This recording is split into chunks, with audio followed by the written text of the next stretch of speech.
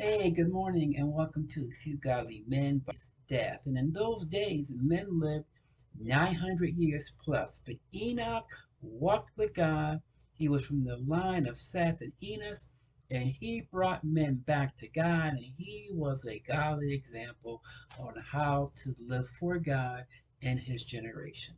Out of that line, we then hear about Noah. So Noah was a man after God's own heart because during that window of time after Enoch left, God no longer interacted with man due to man's fleshly nature. God gave men 120 years to live on the earth, and after that, they were supposed to transition into the afterlife, and God left men who understood God and knew how to worship God as examples, as mature men for those who followed. However, man did not follow those examples. They fell into a state of great wickedness and sin and moved further and further away from God, which allowed God's judgment and accountability to show up. Just like accountability showed up with Adam and Eve, just like accountability showed up with Cain when he murdered God's image and Abel because of jealousy. When we don't do it God's way and we choose to disobey God, accountability will show up. So how did accountability show up? Good question. So now Noah is the man who is walking with God in his generation. And therefore God says, I'm going to make a covenant with you, Noah, and with your family. Noah had to walk in an act of faith, and the act of faith was to be able to build the ark and a male and female of all animals that God told Noah to store in the ark.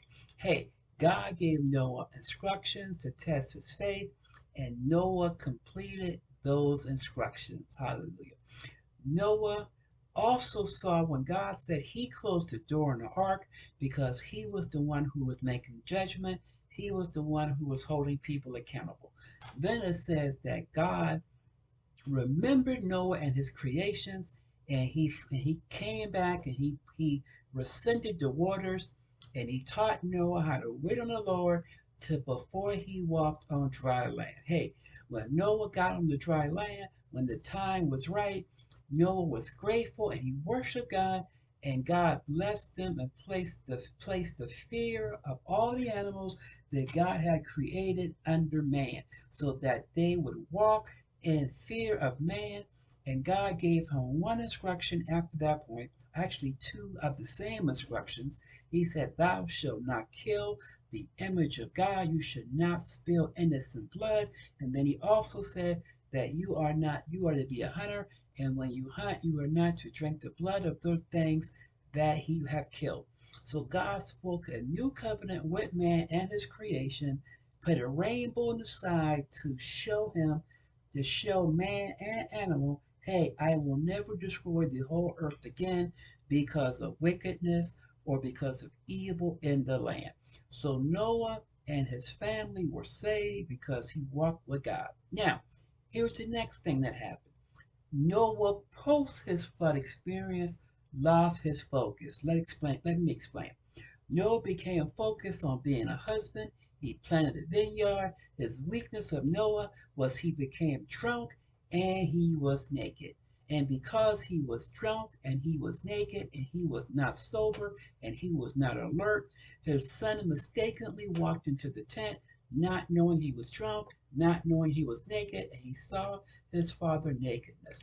The young son ran to his brothers, shared it with his older brothers, and they went into the tent, walked backwards, and covered their father's nakedness. Now, when Noah awakened from his mistake, when he awakened and was made aware of what Ham saw, he did not take accountability for what he did that put his son in that situation. He said, I'm going to put a curse on him because of what he did. Now, a lot of people have teached us, they preached us, they made people feel of the African American consent or line that, hey, you should be a slave because of the curse of Ham. But the curse of Ham was never spoken by God. It was not a consequence given by God. It was a consequence given by Noah because of his shame and his guilt for what he had done and a lack of accountability to God for what he did. Let's move on. So, even though the curse or the consequence was uttered by Noah, Ham's line includes Cush, which gives us Nimrod, who was the mighty warrior, a mighty hunter, and the first developer of the world's greatest nation that will later be called Babel. He came out of the line of Cush, that came out of the line of Ham, and he was no one's slave. Hallelujah. Let's move on. So we can learn from Nimrod's experience something else as well. Although he was blessed with strength and wisdom, and he was a great hunter, he also had a spirit of pride that showed up. Humankind had one language, and they had great occupational and constructional skills, and humankind made a decision without seeking God. And what was that decision? That they want to make a name for themselves by creating this tower that would reach up to heaven. Why was that wrong? Because mankind made a decision that they did not check with God on. So when God showed up to check humankind's or mankind's action, he always checks mankind's heart in the midst of what they're doing. So mankind had imagination, they had creativity, they can come up with all these things because all those things are created in collaboration and in unity. But the full Godhead showed up and said, okay, we need to create diversity of language because they are on one accord, but their oneness is not pointed in the right direction. So the full Godhead showed up, scattered the nation, and they no longer could execute their original plan because their language had been changed. Hallelujah. So then when we look at this, God shows up. We see Abram shows up in the line of Noah, and now we're going to see, okay, what is God saying with Abram? So Abram shows up.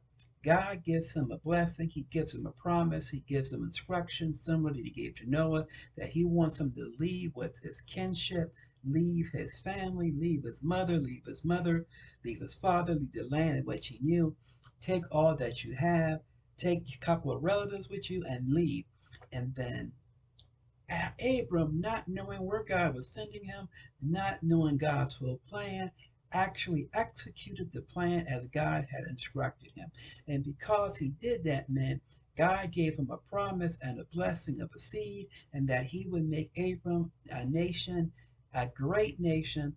And Abram worshiped God on the altar, and all of a sudden, God was pleased again with Abram and gave him more instructions and more directions. Now, what we got to watch, the things that we got to learn from Abraham as a negative thing is that famine showed up in the land, circumstances showed up in the land, and Abram lost focus off of God and became fearful of man, became fearful of the Egyptians as he continued to move because of the famine in the land, began to manipulate the Egyptians because he walked in a spirit of fear because of their reputation, and he lied about his wife being his sister, which positioned the Pharaoh and the princes to make decisions that brought God's consequences and God's accountability upon them because they were touching something that belonged to Abram. And Abram again sat quietly and allowed it to happen. Hey, sometimes it's not just what we do, but it's what we allow others to do. As believers, as a walking epistles read of man, we're supposed to call out things that are wrong in a life-giving way. We are not to position others to fail because of our fear and because of our inability to do it God's way. We are to be walking epistles read of man. So Pharaoh found out about this spirit of manipulation that Abram used against him, and he sent Abram and his wife and his kindred and all that he blessed Abram with, he sent them out of Egypt because of this thing that Abram had done. Hey, let's not manipulate people. Hey, Let's not fall into the spirit of trickery. Let's not follow the spirit of lies that comes from the devil. Let's do things God's way. And although Abram made this mistake, although Abram fell in the spirit of fear, God showed up and helped Abram have a sound mind, blessed him with these items, and sent him on his way.